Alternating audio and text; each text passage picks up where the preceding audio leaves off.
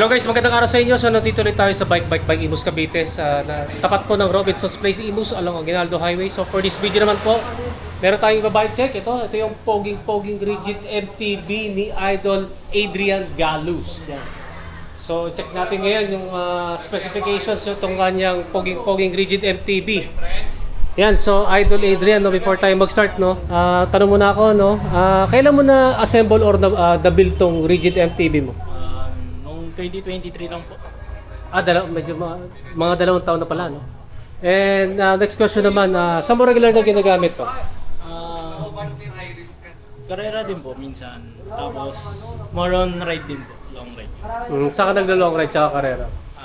Mga po minsan KBM, ganun, Nike. Tapos kapag crate? Ano lang din po, dito lang din po. Dito lang. Sabi mo kanina sa Nike eh. Sa Nike po minsan. Ano yan? Anong lugar doon? Tatandaan mo pa? Po eh. Ayun, no? Ayun nga, ito nga yung general background sa kanyang rigid MTB. So mag-start muna tayo sa kanyang XC Hearted mountain bike frame. Ito yung Mountain Peak Everest Pro. Ito yung hindi ito yung latest, no, kasi yung latest walang ganito eh. Yung mount sa direct mount, no. Tingin ko 2022 model ito na Mountain Peak Everest Pro na XC Hearted mountain bike frame. Aluminum 6061. Ano sa 29er 27.5. At 27. Ayun, 27.5, no. Bali itong rims mo 29. Ayun, mamaya tingnan natin yung clearance, no. Tingnan, size medium or size 16 itong frame na to, no. Tapered yung head tube, full internal cable routing, pang BSA threaded na bottom bracket shell, pang 31.6 mm diameter na seat post. Through axle yung drop out, then ang display caliper mount naman yan ay post mount. So next naman, ayan, ito yung kanyang rigid part na Cocheblo o Cocheblo, basa ko kasi Cocheblo, na carbon fiber, carbon Lodi na 27.5. Ito ay suspension corrected kasi laki ng clearance to. Mahaba yung port na to, kaya na 27.5. Yan, no, tapered yung head tube, tapos through axle yung drop out. Yan, then ang display caliper mount din naman yan ay post mount, no. So next naman sa kanyang cockpit, carbon fiber din, ano, S-Works na straight na may konting back sweep, 31.8 mm ang diameter na 670. Yan, sinukot ko to kanina. 670 mm ang lapad nitong manibelang ito.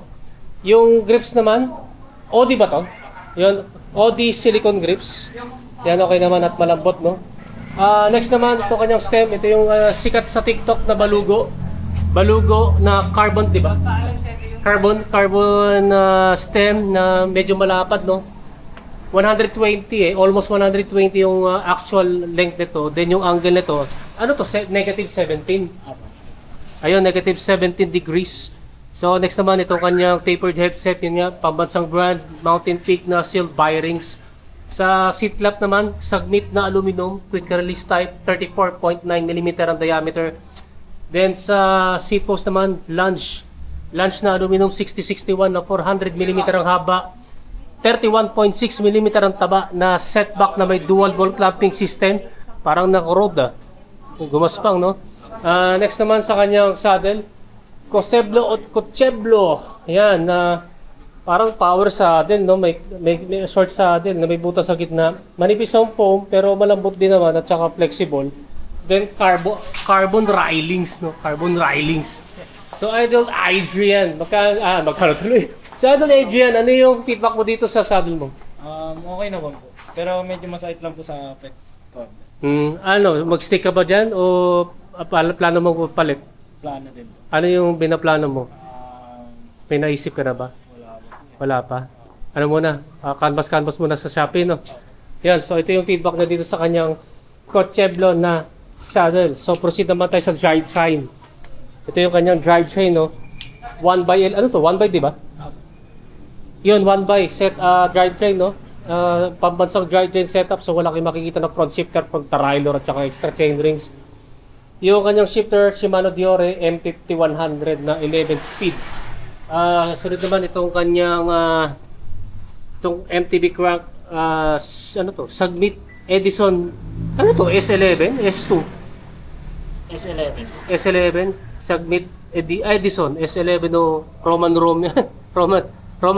numeral 2. Bahala na kung tignan ko nga to sa internet to. 170mm ang crank arm. 104 BCD. Ay pang 4-post speed lang ito na pang 1x, no. 1x ano lang, 104 BCD sa sa isang chainring lang, no, sa inner part ng Spider. Next naman itong kanyang chainring, oval pala to, no. Pambansang brand na Decas na 40T. Nakagamit ka na ba ng round? Hindi pa, first time mo pa lang sa oval. Ano naman yung nag-experience sa oval, okay ba? Okay naman po siya. Okay naman po siya gamitin. Okay na okay. Yan, so yun yung feedback niya dito, no. Buti hindi sumasayad dito. Hindi naman. Konti na lang po. So, Piso. di pa nga piso eh, parang ano lang eh, 5.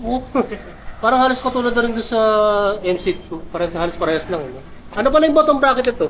Sagbit din? Opo, sir. Kasama nito, no? Yan, sagbit din yung Halotech threaded bottom bracket.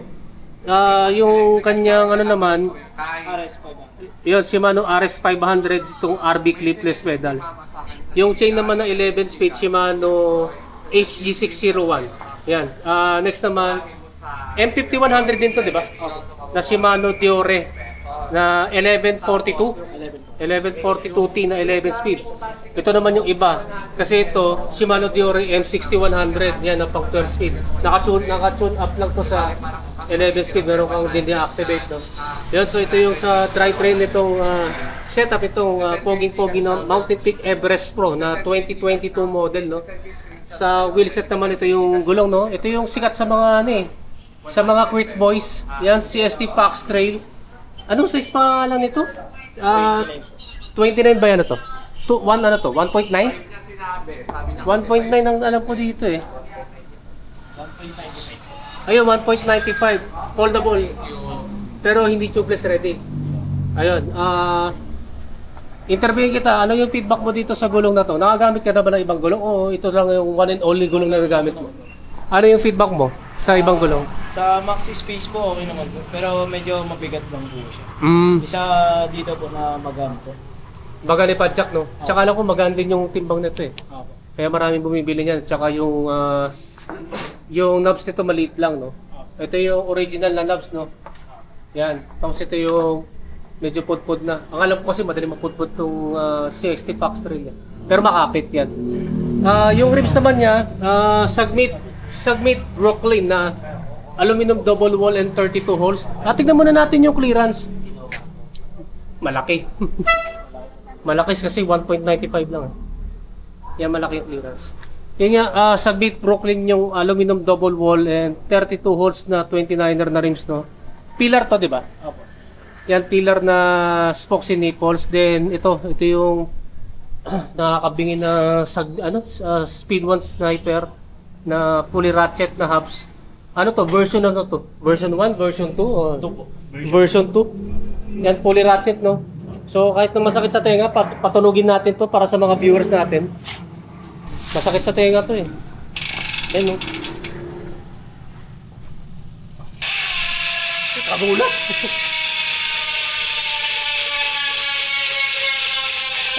Ayun na! Talagang masakit sa tenga. Naka-power spring ba to? Hindi po, stock lang po yan. Partida, stock pa yan, ano? Yun nga, yung tunog ng Speed 1 Sniper. Version 2, MTB hubs kapag naka-free wheel. Dala sa lang sa bride set. Anong Shimano Diore to? Ano to? M6 po. Yung Shimano Pero Diore. lever lang po yan. Ha? Ito lang po. Yung Dior. Okay, sige. Yung brake levers na pang hydraulic, Shimano M6100, no? Then dito naman, MT200 siguro to. Ayun nga, MT200 naman yung Yan, Shimano MT200 naman yung hydraulic calipers. Dual piston, no? Nilasa lang sa rotors na SRAM center line. Tama, no? SRAM center line na... Pero sa likod, di ba eh? Dior XT po yan. Ayun, Shimano Diore XT. Pero pares to na 180, 160. 160 po. Yan, pares na 160mm. And ito, fixed type. Fixed type, ball type. Ito, floating at saka ball type. Itong Shimano Diore XT. O sa Idol Adrian.